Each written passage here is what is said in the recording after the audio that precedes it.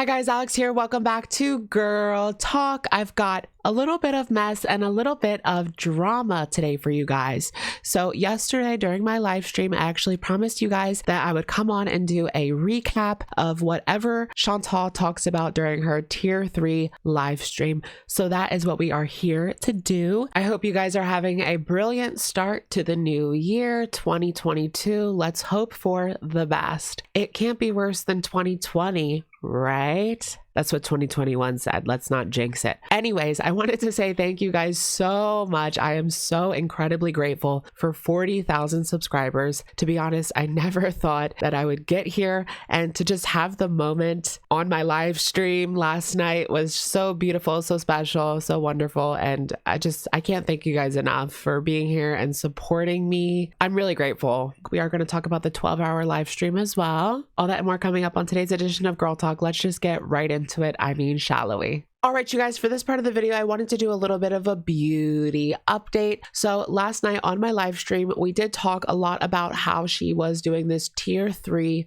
live stream, and we popped in for a little bit. So I told you guys I would come on and basically give you guys my thoughts and give you guys the rundown on what happened during this private tier 3 live stream. During the beginning of the video, Foodie Beauty was worried that this live stream would be leaked because her idea of a private live stream is sending out an unlisted link to her very important Beezers. Well, anybody who has that unlisted link is able to view the live stream. So it was posted on Kiwi Farms and Twitter within a few minutes by what I assume is a rogue VIB. Chantal says that this tier 3 live stream is just going to be a bit more of an intimate setting where they can really get down to the nitty gritty, down and dirty. But Foodie Beauty's live stream didn't really seem much different than it always is. She was sat there high and eating food. It was a typical Foodie Beauty live stream, but she wanted people to pay $25 to see it. Couldn't be me. She said that she couldn't figure out how to do this the correct way. She said during the live stream that that was her job that day, to figure out how to do this correctly. But she didn't. And then she discusses Nader. She says point blank that they are not together and there are a lot of issues, but she doesn't want to talk about him. That's the theme of this live stream. She doesn't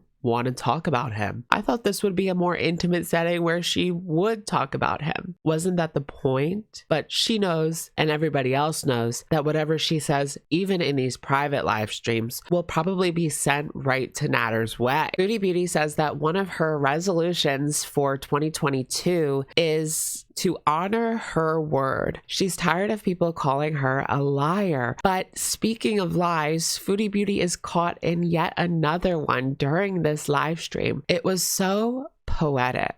Basically, she bought Nader an iPad Pro, and in the beginning of the live stream, people had questioned her about it. Did you purchase that for him? And she remained coy. We all knew that she did, even if she didn't want to admit it. But it would appear as if Nader actually spilled the beans on his own channel. By the way, I got this iPad Pro Christmas gift. Chantal, by the way, thank you, Chantal. She sent it to me as good as a Christmas gift. Thank you. So Foodie Beauty was forced to confess that she did indeed buy him that iPad Pro. I must mention that the cheapest one is $800 US. It's certainly not something I would buy for an ex-boyfriend, that's for sure. But what did she get her family? She got them cannabis products and cheap liquor, which she ended up downing. It's just another thing that makes her look really bad. You cannot buy a man's love. This man, he will continue to keep Chantal around, but I think at this point he's keeping her at arm's length. And it's not just because of the COVID scare. To be honest, they're made for each other, and I'm just waiting for the wedding bells. Do you, sir, accept this mukbanger to be your lawfully wedded wife? I do. During the live stream, Foodie Beauty actually gets a delivery for a pizza that she did not order. She complains that it was gross. I think that somebody sent her a joke pizza, but Yeah, that's kind of a big no-no. But she did say that they had paid for it. Now, during the video, she actually comes clean about Fupa Guy. If you guys remember, Fupa Guy was a guy that she made up because she needed someone to place the gonorrhea blame on. So she invented this Fupa Guy. But during her live stream, she goes into more detail of their encounter, alleged encounter. She says that they met in a parking lot. That's really dangerous as a single woman to meet men in a random parking lot during a pandemic. It just doesn't seem like the safest course of action, eh? But I don't know. Maybe things are different in Canada. She says that he was unbuttoning his pants and it smelled like body odor and his breath smelled like onions. She was really just not into it. He said that he was sorry because he had just gotten off of work and wasn't able to take a shower. Maybe don't meet up with women then. This is where the video gets slightly disturbing when she says that she wasn't into it, but he was rushing her to get to business. He lifted up his fupa and she went to town.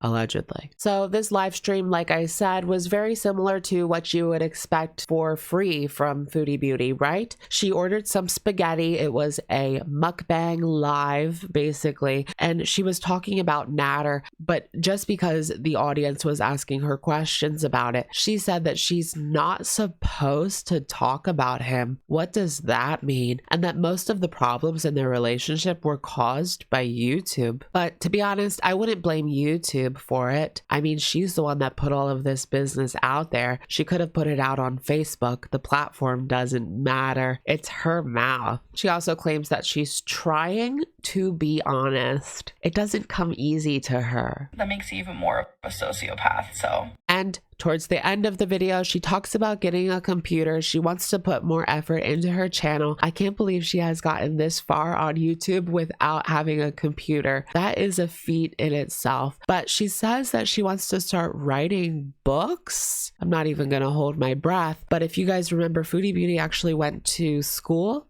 for English, which includes writing. So she has the skills, I guess. She allegedly knows her way around a pencil. Let's take a look at this clip from a channel called Piggy, where Pete actually calls out Foodie Beauty. That's the name of this video. How did I miss this? BBJ, you guys want to see the head grab thing I was talking about? Look at their house. So she is revealing Box Mountain in its entirety, as well as her old YouTube setup. She used to sit right here and do the mukbangs with the green screen. Look at Box Mountain. She doesn't do anything like that anymore. Box Mountain, I'm too ashamed of it. Are you? She asked Pete if he's ashamed of her garbage. Yes. Okay. Most of it's not mine. No, Walla, probably Did you guys not. hear that? Pete said, most of it's not mine. You tell her, Pete. You tell her. And as most of us suspected would happen, it seems that Foodie Beauty has gotten rid of her $30 tier.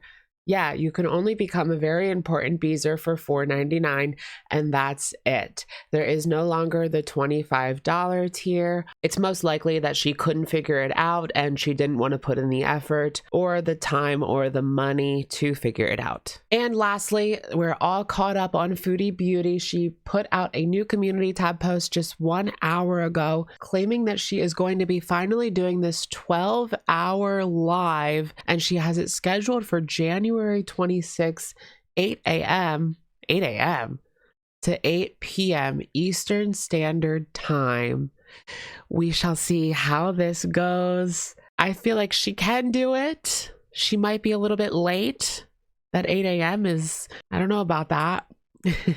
We shall see, we shall see. So let's get to. All right, you guys, it's our favorite time of the day, and that is, of course, comment of the day. Today's comment I'm taking from Friday's edition of Girl Talk, and today's comment comes in from Janet Puglisi, who says, do these people, ALR and Foodie Beauty, realize how much their flipping out at the reaction channels helps such channels? And to take them on one by one will give each one more views. Great way to help all those channels, LOL. And Janet is right. Foodie Beauty is basically shouting out these channels over and over and over again. French Fried Girl. I'm sure a lot of people didn't even know who she was until Chantal brought her up.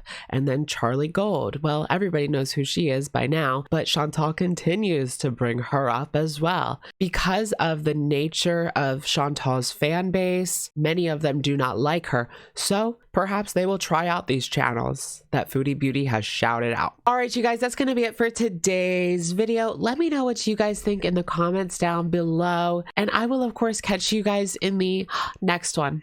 Bye, guys.